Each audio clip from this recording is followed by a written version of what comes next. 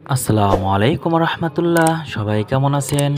এই মুহূর্তে যারা মাস্টার ফার্মিংয়ের সঙ্গে যুক্ত আছেন দেশ এবং দেশের বাইরে থেকে, তাদের সবাইকে জানাই আমার অন্তরস্থল থেকে শুভেচ্ছা।